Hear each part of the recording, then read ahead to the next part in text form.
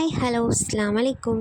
இன்றைக்கி நம்ம உங்களுக்கு எனக்கு என எல்லாருக்குமே பிடிக்கிற மாதிரியான ஒரு டிஷ் தான் இன்றைக்கி செய்ய போகிறோம். அதுதான் தக்காளி தொக்கு.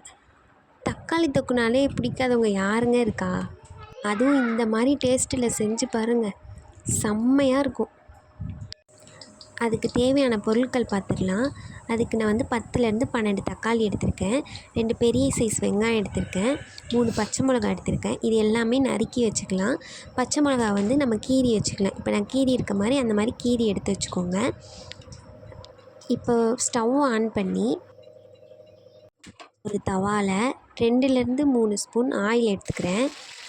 எண்ணெய் நல்லா காஞ்சதும் அதில் கருவேப்பிலை, நம்ம கீறி வச்சுருக்க பச்சை மிளகா போட்டு அது கூடவே நம்ம நறுக்கி வச்சுருக்க வெங்காயத்தையும் போட்டு நல்லா வதக்கிக்கலாம்.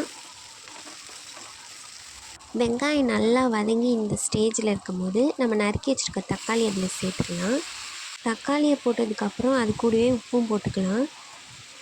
அதை நல்லா கிண்டி விட்டு ஒரு மூடி போட்டு மூடி சிம்மில் வச்சுக்கலாம்.